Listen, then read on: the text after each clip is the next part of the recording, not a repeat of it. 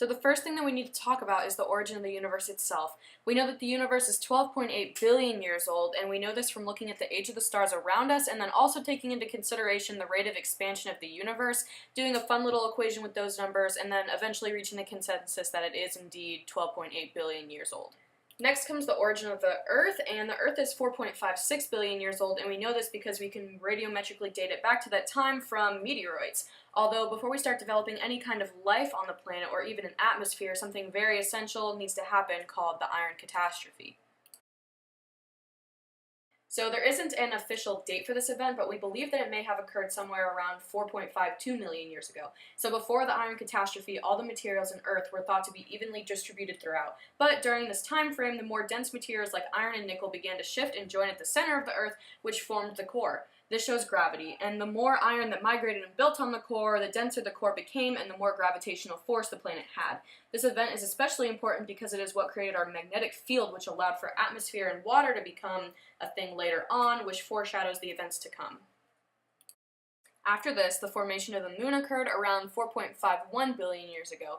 How? Well, a piece of flying space rock the size of Mars collided into Earth, which caused a bunch of flying debris to be launched back into the atmosphere, which was then pulled into Earth's now very strong gravitational force, thanks to the iron catastrophe, and all the debris slowly forms a little rock that we now know as our moon.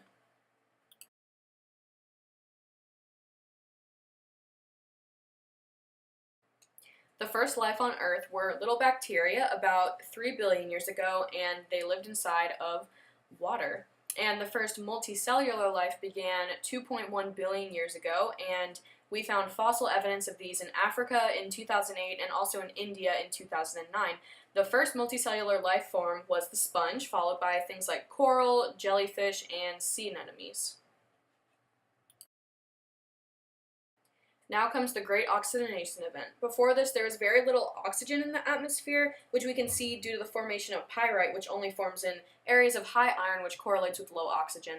But then the amount of oxygen increased very rapidly because of photosynthetic organisms converting CO2 to O2, and also because of the formation of mountains due to plate tectonic boundaries slamming together, which releases oxygen.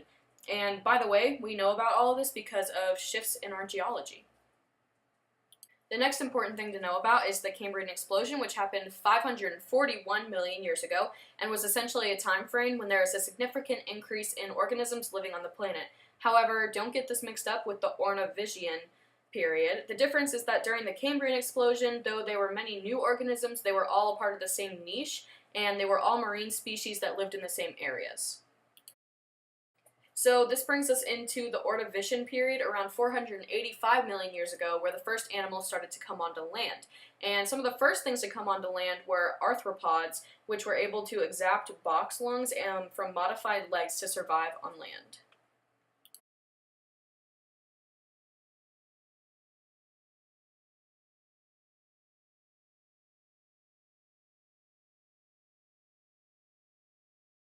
The next event is the Devonian extinction, which occurred around 375 million years ago. A leading hypothesis says that high volcanic activity was what caused the Devonian extinction. We know this because of a thick layer of volcanic rock that spread across a long stretch of land.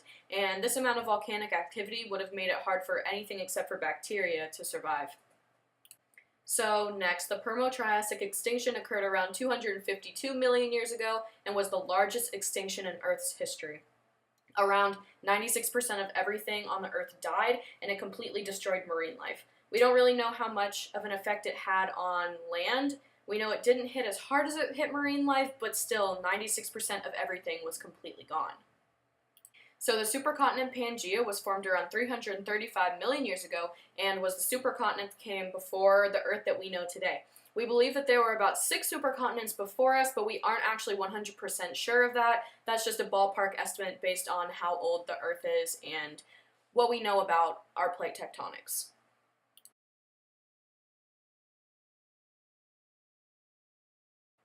So the origination of dinosaurs came into the Mesozoic era around 240 million years ago, and there are 3 parts to the Mesozoic era, which are the Cretaceous period, the Jurassic period, and the Triassic period.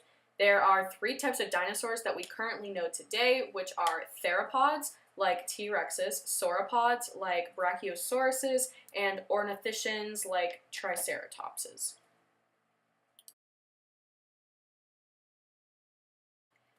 Next comes the KP extinction, which is the Cretaceous-Paleocene extinction. It was another mass extinction that occurred globally, which wiped out a majority of the species on the planet. We know that this was a sudden explosion from an asteroid hitting around Mexico, and we know this because of iridium, tektites, and shocked quartz.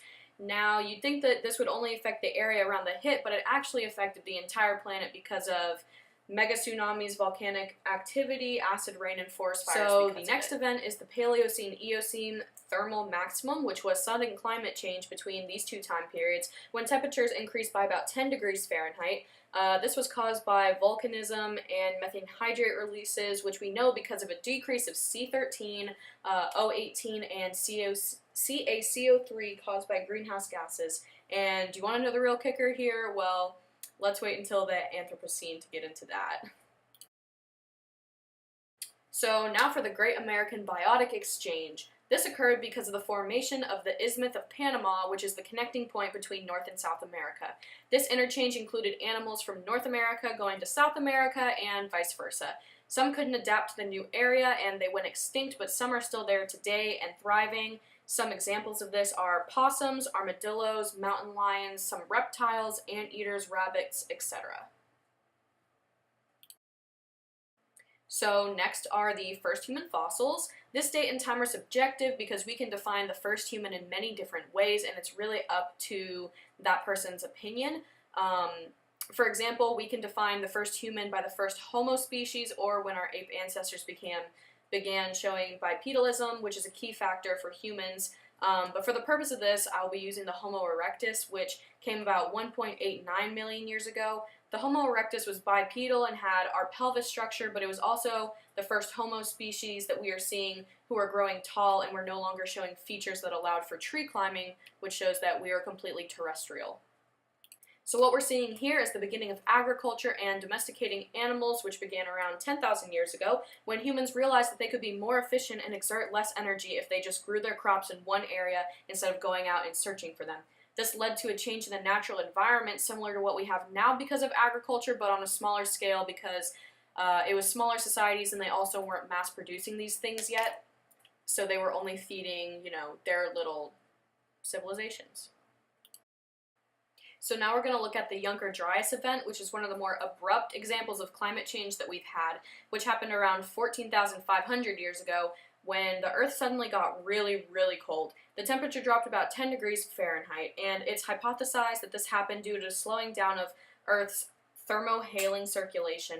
Around 11,500 years ago, the event ended, and it was just an abrupt change, just like the beginning of it, when the Earth rose 18 degrees Fahrenheit in the span of 10 years, which is a huge jump. And the very last event that we have is the Anthropocene. This is the current period that we live in, named with the prefix anthro because it is the time period known by humans having heavy influence on the planet. The start of this time period is subjective and up to the person you're asking, but I think that it started at the Industrial Revolution when we started doing real long-term damage to the planet. So let's talk climate change, our climate change. Remember the PETM event that I mentioned earlier? Well, that happened because of 2 billion metric tons of carbon being put in the atmosphere over the span of 1 million years from natural things such as volcanoes. But our climate change, on the other hand, is shown as 30 billion metric tons of carbon being put into the atmosphere per year since the Industrial Revolution, which was about 300 years ago. So the real question here is, if man created this problem, what is man going to do to fix it?